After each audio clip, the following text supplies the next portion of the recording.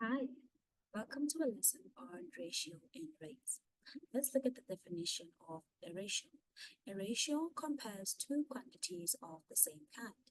For example, in a recipe, I use 3 cups of milk for every 2 cups of flour. This tells us the ratio of milk to flour. We can write the ratio in different ways. We can write it in words, 3 is to 2. We can 3 is to 2, or have it as 3 is 2 over 2. And this is us representing the ratio between the cups of milk and the cups of flour.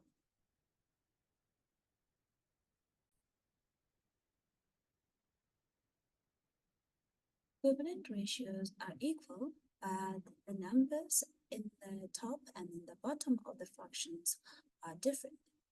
To find the equivalent ratios, we can multiply or divide the number in the ratio by the same amount. For example, say that we have 12. My pen is not working, sorry.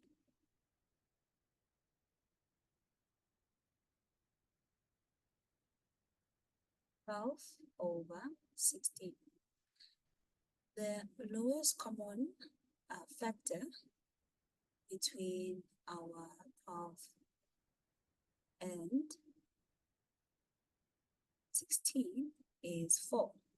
So we can divide the top part by 4 and the bottom part by 4. We will get a 3 over 4. We can also make it bigger and multiply by multiplying each maybe by 2, depending on what we are asked to do.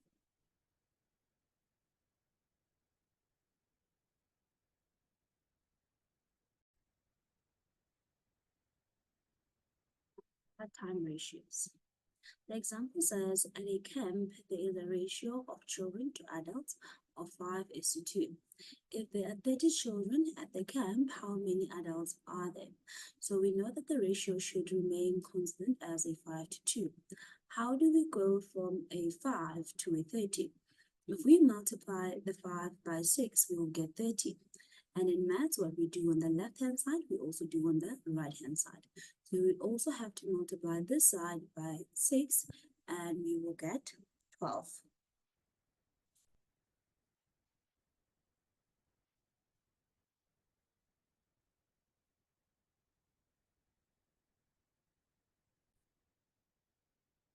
Next is part-whole ratios. At a camp, there is a 5:2 ratio of children to adults. If there are 140 people at the camp altogether, how many children and how many adults are there? So now let X be the number of adults and let Y be the number of children. So that means X plus Y must give us 140. But we understand that there's a relationship between X and Y. It says that 5 children are accompanied by 2 adults. We can write this with regards to our adults. We'll have X, let's write, is equals to 2 over 5 Y. So we can replace that X with 2 over 5 Y.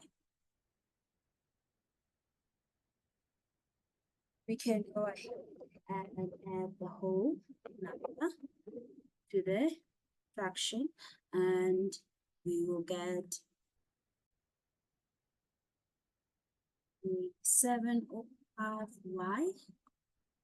We will multiply both sides by 5 over 7, 5 over 7 to get rid of this coefficient.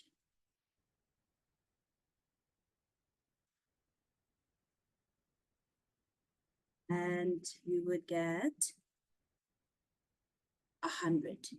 So it means we have 100 children, and therefore we should, if we plug this into our equation again, we will see that we have 40 students.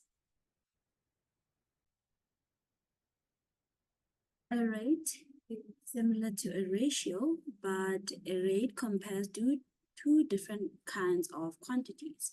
Let's look at this example here. A car can travel 26 kilometers on 2 liters of petrol. How far will it travel on 6 liters of petrol? So we understand that the ratio is a 26:2, and we would look at how do you go from A2 to A6 by multiplying by 3. In maths, what we do on the left-hand side, we also do on the right-hand side. So if we multiply the 2 liters by 3, we will multiply the 26 liters by 3, and we will get a 78 kilometer. Let's look at it. A factory produces 261 boxes in 3 hours. If the factory produces boxes at that rate, how long will it take them to make 870 boxes? So we need to find out what is the relationship between how do we go from 261 to 170. So the simplest thing here would be to write this ratio with regards to 1. So 1 box will take us 3 over 261 hours. We found this out by dividing both sides by 206 hours. Why did we divide with the boxes and not the hours? Because in our question, we are given the amount of boxes. So it would be easier to have that in 1, because we know for our third step, all we have to do is multiply that 1 by the 870 boxes that is required. And we know what we do on the left-hand side, we also do on the right-hand side. That would allow us to also multiply this side with 870, and we would get a total of 10 hours.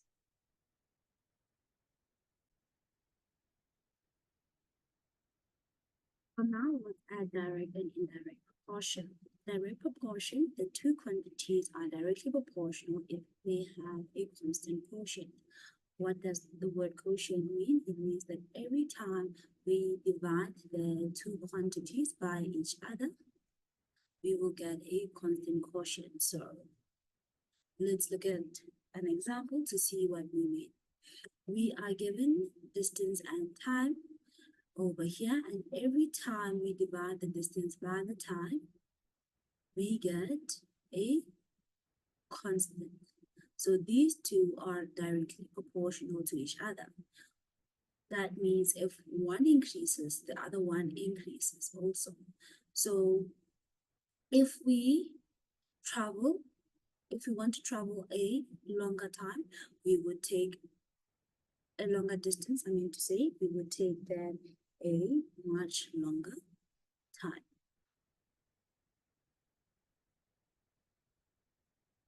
So we can say that as the time increases, the distance will also increase.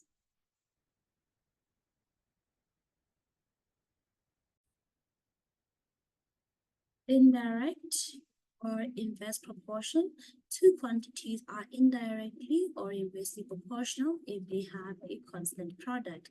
This means that if you multiply quantity 1 by quantity 2, whatever these values are, you will always get a constant. Let's look at an example. It takes 24 days for one worker to paint a factory. The table shows the number of days it takes depending on how many workers there is. If we have 2 workers, we take 12 hours. If we have 3 workers, we take 8 hours. If we have 6 workers, we take 4 hours. If we have 12 workers, we take 2 hours. Now, 24 multiplied by 1 is equals to 12 multiplied by 2 is equals to 8 multiplied by 3 is equals to 4 multiplied by 6 and is equals to 2 multiplied by 12 again, giving us 24.